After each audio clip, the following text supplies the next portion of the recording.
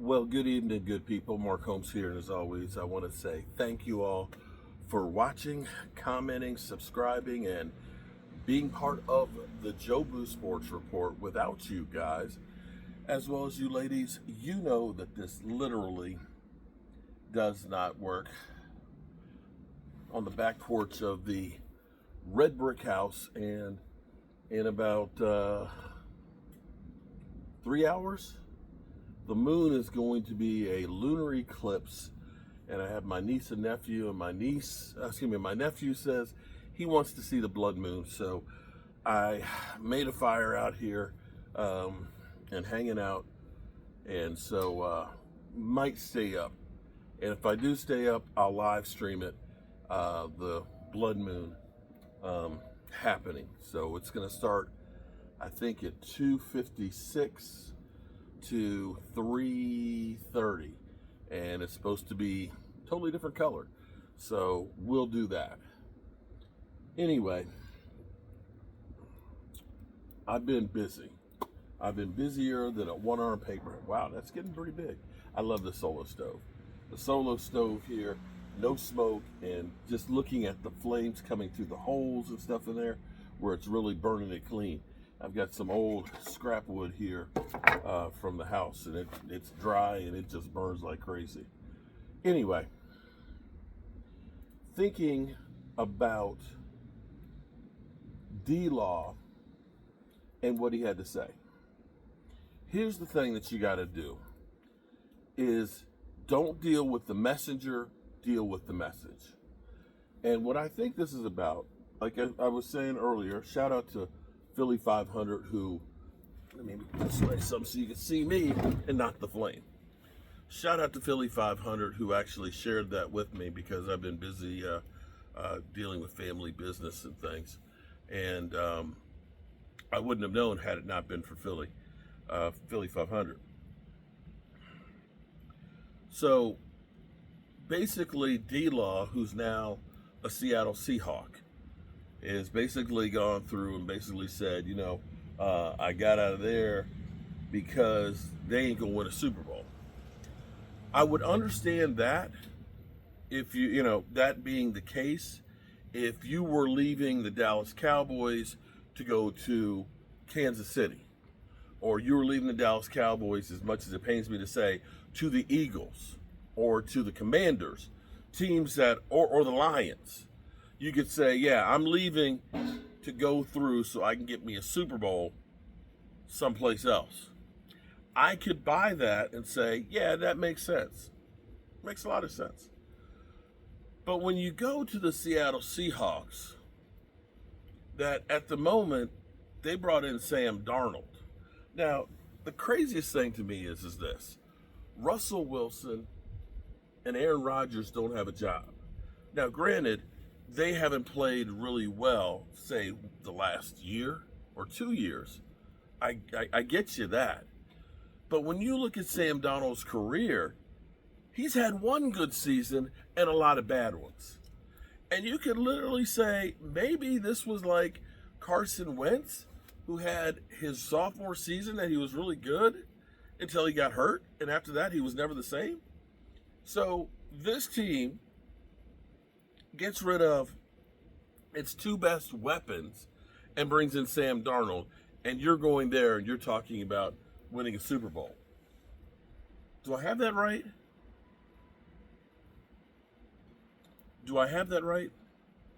What this really goes back to is, I believe there has been a beef between Micah Parsons and D-Law for a while.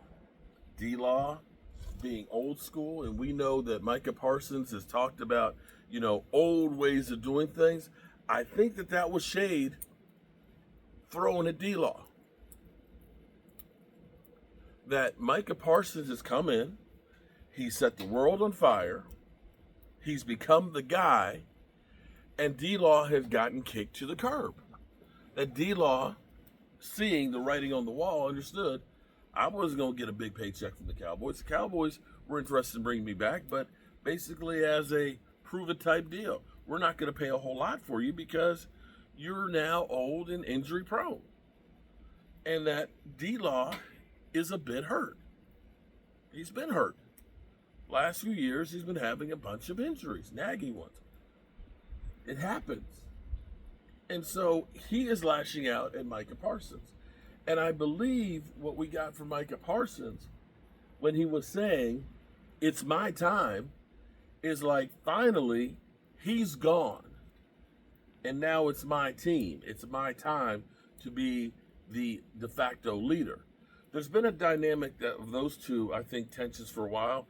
There was a tension last offseason with Malik Hooker looking at Micah Parsons and basically saying, you know, when we're getting mollywopped, man, that's some heat coming off of there. We're getting mollywopped, and you're doing your podcast, that you might want to focus more on the field. I can get that. I can get on board with that. But it is now Micah Parsons' show, and I'm sure once he gets back from Dubai, the Cowboys will get his deal working, and hopefully he ends up getting his deal. He shows up for OTAs, leads by example, and gets this party started.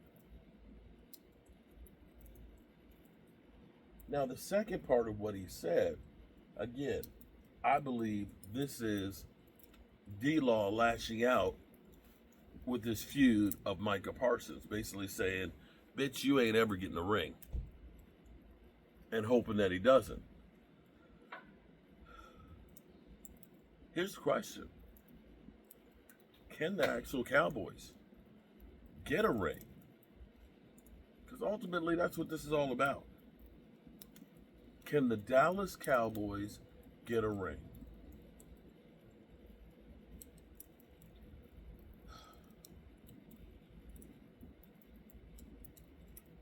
As I look at everything so far, and again, this week has been, for me, a blur.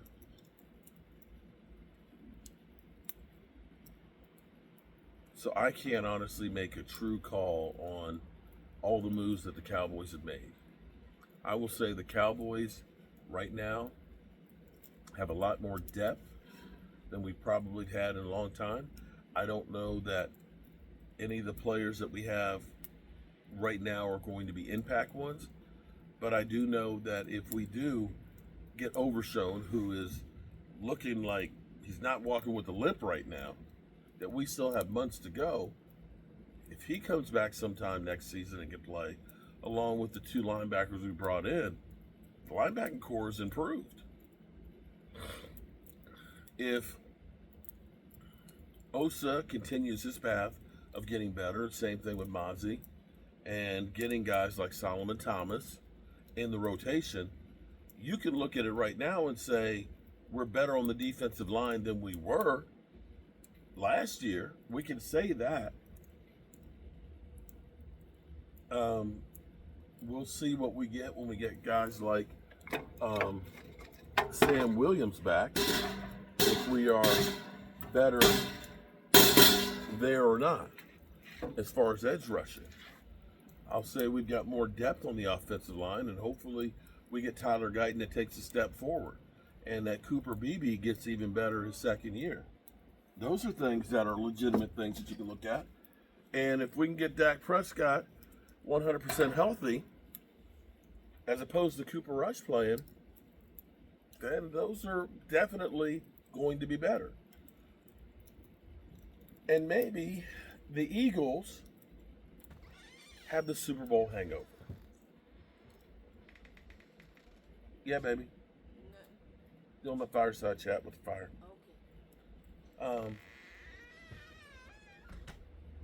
The Eagles have kind of blown up a lot of their defense. They're shedding contracts left and right. Dallas Goedert, they're trying to trade and or release. And I think that they're going to have a Super Bowl hangover. You know, when you're successful, teams want what you got. They're trying to take your personnel. They're trying to take your players. And I think the Eagles are going to have a little bit of a problem next year. They may not be as good. Washington, hey, maybe Jalen Daniels has the sophomore slump. You can't look at C.J. Stroud and say he played as good his second year as he did his first. he was still pretty good, but he came back down to earth. And if that happens with Jalen Daniels, well, then maybe Washington, having the big boy schedule this year, they might take a step back. There's so many unknowns in the NFL that you can't bank on anything. Not too many people thought Washington was going to be a playoff team last year, but yet they were. So yeah, it's kind of cray-cray. It's kind of cray-cray. So, tomorrow is my father-in-law Poppy's funeral. And thanks everybody for the thoughts, the prayers, and everything that you guys have done to help support me and my family. I really and truly appreciate it. And you guys have helped make it a little bit easier than what it was.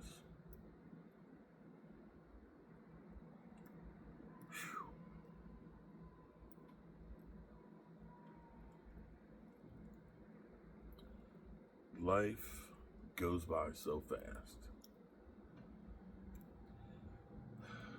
You honestly have to make the most of every single day. Finally, the light went off over there. We have a ring light, floodlight, so it probably doesn't see me anymore. Or maybe it's saying it's time to turn out the lights because this party's over. But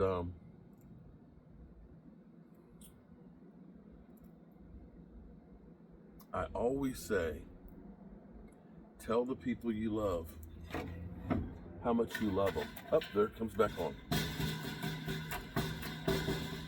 Question is, do I want to sit out here for the next 3 hours waiting for the eclipse, or do I want to go in and take a nap and come back? So am I keeping the fire going for the next 3 hours or not? But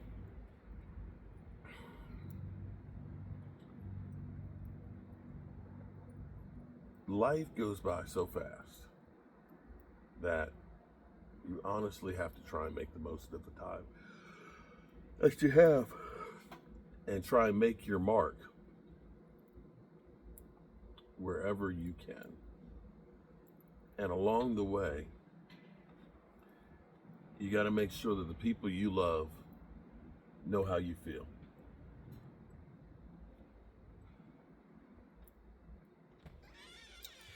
And that's all I have to say about that. Before I go, let's see if you guys can see. We're waiting for the moon. Let's go here. Let's see. It's nice and bright right now. What I'm going to do is, I think I'm going to go ahead, if I can stay awake. I got my nephew here. I might make some coffee. If I have some hot chocolate, make some hot chocolate. But come out here and we'll live stream it so you guys can see it change. Peace.